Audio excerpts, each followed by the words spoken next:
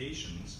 But what I really love is the diversity of your CV. It tells me here that your pre-relocation background was from tires to advertising and from hair oils to logistics. What a fantastic CV that is. Rohit started IKAN in 1995 and has started up the same business on 3 occasions and sold it once. Now that is really intriguing, but we'll try and stick to compliance. So over to Rohit. Thank you, sir.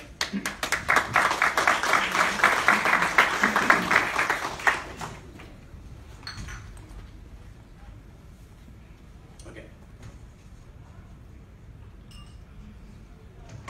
So I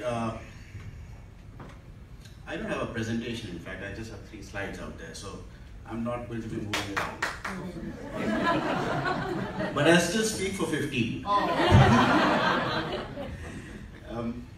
Last night I disappeared from the dining room around 11 o'clock because I need to write this. So I wrote it around midnight. So pardon me if I've got something wrong here, and excuse me if I rub a few people on the wrong side here. नमस्कार। जिंदगी आपको 3 रास्ते दिखाती है, एक सीधा रास्ता, एक टेढ़ा रास्ता और एक बीच वाला रास्ता।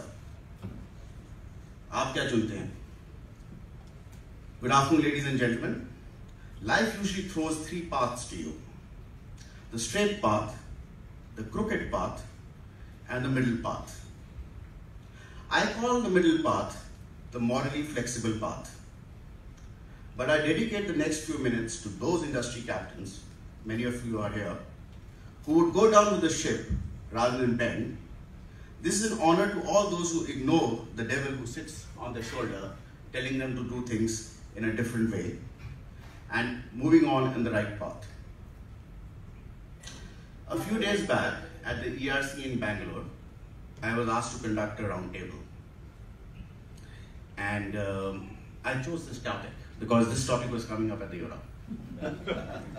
You needed to practice. I need to understand it first before I can practice it. So I chose the subject of compliance and I posed the same question: what is compliance, to all at the table. And fortunately for us on the table, we're all corporates. Unlike ERC attracts corporate, so except for, where is my friend? Ms. Rumta, of course, was there with me. What, in your opinion, is compliance?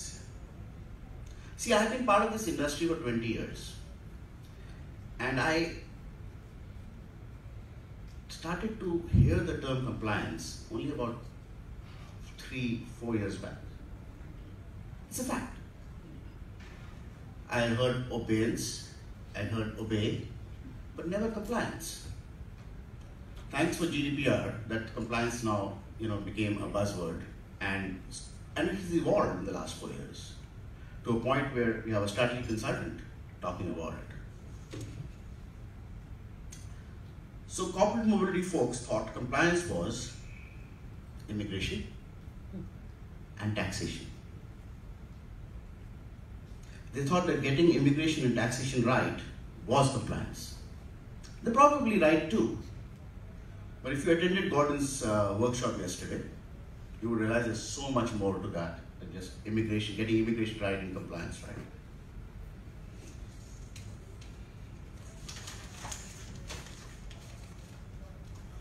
So from an industry perspective and from a supplier perspective, Gordon's workshop clearly threw up the following: that there's more to compliance in terms of immigration and taxation.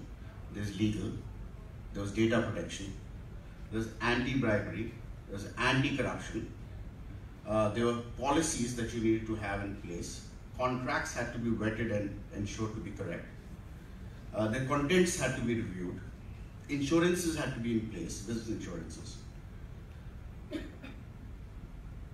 But compliance, in my opinion, means simply this: to comply with the rules and regulations of your country, of your community, and of your industry. It's as simple as that, I feel. So I called an industrialist friend of mine recently, just before this session, and I asked him a simple question. Do you still give bribes to government officials and inspectors who come calling? Now this gentleman is a very honest, diligent, and a very straightforward gentleman. Okay? And I would imagine otherwise. He said, yes, I still do. I said, why do you do that?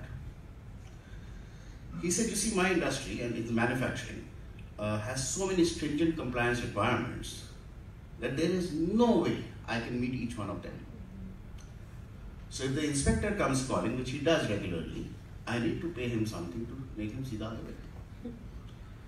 Now if I don't pay him, he will create issues for me, my industry may shut down, and there are about 150 workers who work here, and they will be out of job, and their families will starve.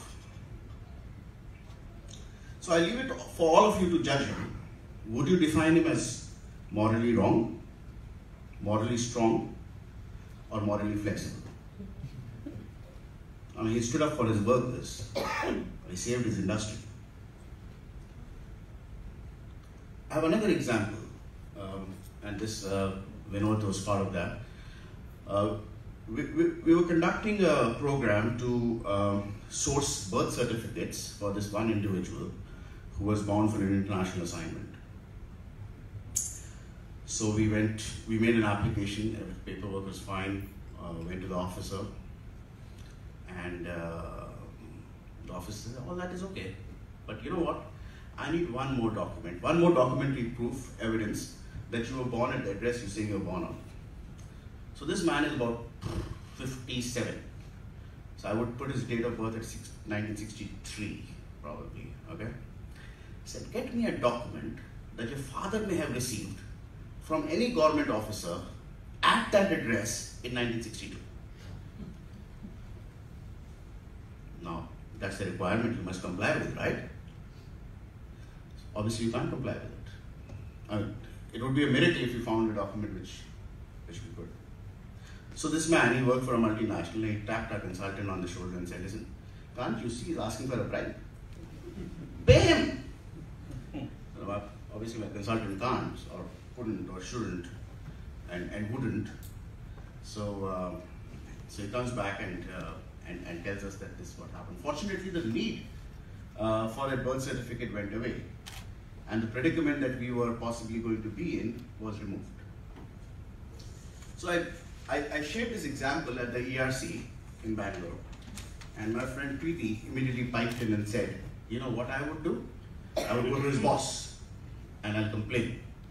I'll say that boy under you is asking for a bribe. And surely, it'll all get sorted out and we will not have to do so. Preeti may be right, but whistleblowing is a double-edged sword. It works both ways.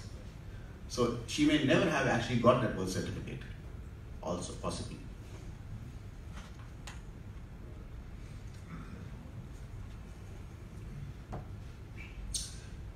You see, corruption is, in a way, steeped in the Indian DNA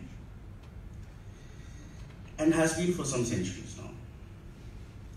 When the British East India Company came to India, India had a global GDP share of 27%, and when the British finally left in 1947, it was down to 3%. So the British did leave a very poor India behind. But during those 200 years that they were here, at the instructions of the board of the East India Company, they were doing their job. So they used the divide and rule tactics and bribed and corrupted the local Maharajas and got a stronger foothold in the country. At the peak of their power in 1931, there were only 168,000 Britishers in India, ruling over a population of 300 million people. It's remarkable, and amazing. You probably know this, that when the British came to India, so did the French, so did the Portuguese, and so did the Dutch. But in the prevailing fight for supremacy, the British emerged victorious, and the other three powers disappeared. So obviously the British did something right or wrong to have managed that foothold. In their defense, they were governing India in the strategic and commercial and political interests of their home country. And as a company, any organization, their board would also require the same. Maximize your profits, increase your revenue, raise your top lines.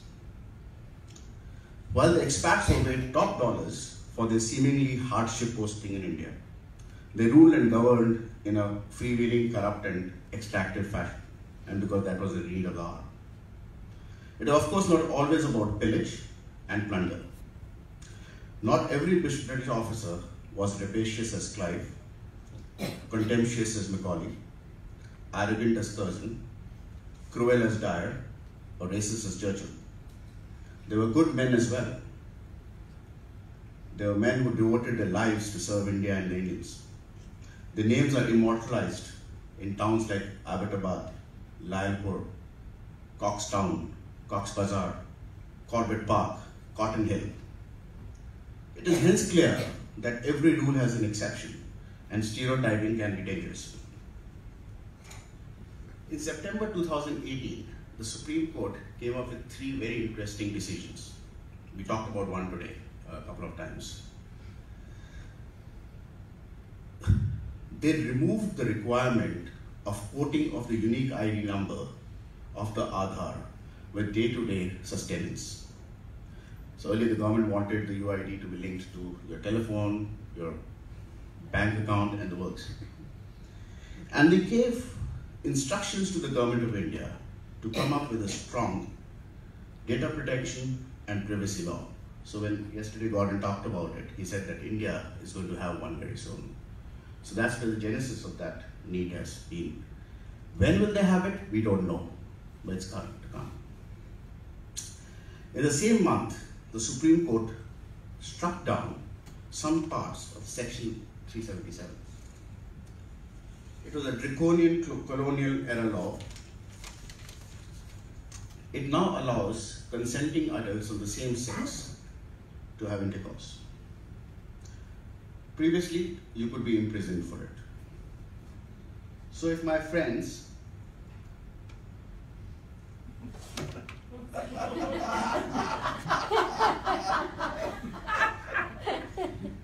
Tad and Dominique had held this EURA conference prior to September, they may not have gone back.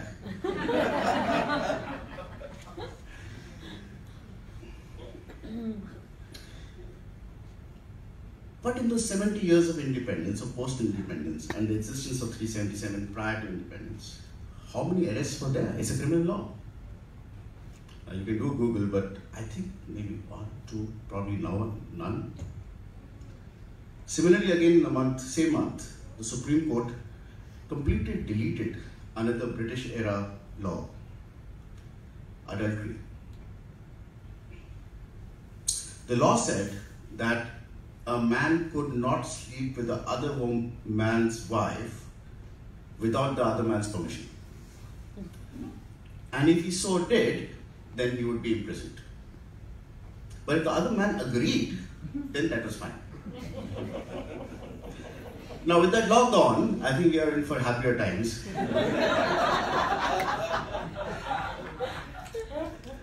But in the past 70 years since independence, and here you don't need Google, I know this one, not a single arrest on adultery. Surely we are 1 billion people, and obviously we don't abstain, and we don't follow the 10 commandments either. So again, no compliance to an existing law. The fact is that compliance is very difficult in our country, in the Indian environment. Most rules and laws are either too stringent or were created because of knee-jerk reactions, or are too antique and senseless and difficult to comply with, or are poorly worded and impossible to implement, in a very poor infrastructure that you see, which cannot be policed very well. During the same Bangalore visit, I went to meet one client, and we were standing outside, and there were about 40 two-wheelers parked in front of the building. And a crane came, and they started picking up the two-wheelers one by one. So they put one on the crane, two on the crane, three on the crane. They took about 10 of them, and they just went away. So I asked my colleague, what are they doing?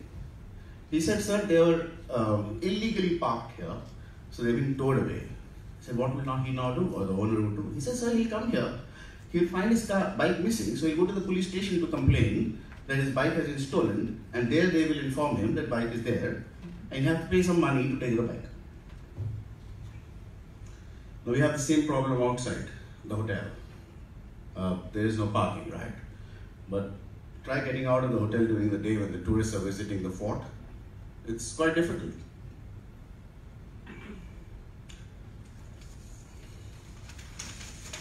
I was visiting my daughter at the University of Bath last year, and I rented a car at Heathrow. And I drove to Bath, and anyway, I drove around Bath for about 15, 20, 30 minutes to find parking. And finally I did one, and I parked it very nicely within the white dotted lines. Next day, I had a ticket on my window because I parked in the wrong zone. Now, for the first time, I should be forgiven of not having at least known that much, though I should have ideally. But those guys, they write those boards are very small, and they write really little. Look at the amount of blow up I have done on my pages here. So at my age, I possibly couldn't. Anyway, 35 pounds, I paid promptly. Okay. But that kind of compliance is impossible here. And if Preeti has a way, everything would be electronic very soon. Do you know Preeti? They have a lookout notice for a Diwakar Gupta. And every time Diwakar goes out of the country, it's all right. Moment that poor man comes back in, they stop him. He spent about 45 minutes to an hour explaining to them that he's not the same Diwakar Gupta. Now if it goes electronic, Preeti, which you scared us with saying that you scan and you go and you scan and you come back in, Diwakar is never coming back. You look for a new partner soon. Yeah. With the context of our industry itself, I've heard and witnessed horror stories of employees stealing data. Gordon, 3 minutes? Yeah, I think you should. Gordon gave us an example of that yesterday. I've been a victim of that as well. So about 5 years back, or was it 4, an employee downloaded client information, immigration requirements, visa information, passport information, the works, and passed it on to a competition. If it had happened in 2018, the impact would have been far greater. GDPR could not have happened at a better time. If you're compliant, then get yourself a global quality seal. It's a tough standard to pass and requires your company to have stringent policies in place. Data integrity policy, protection of personal identifiable data policy, corruption anti-fraud policy, and any other supporting policies which make your company stronger. Implement these policies well, appoint a compliance officer, appoint a data protection officer, purge data when required and ready, use a shredder, keep a clean desk. Protect your whistleblowers, very important. Get yourself an ISO 27001 if you can. Protect your client's data, because in the process you will be protecting your own data. And with a renewed focus on compliance and available education on the subject, our industry in India will rise to a new and clearer tomorrow. And we would all leave behind an enlightened, law-abiding India for the next generation to take it to even greater heights. Jai Hind.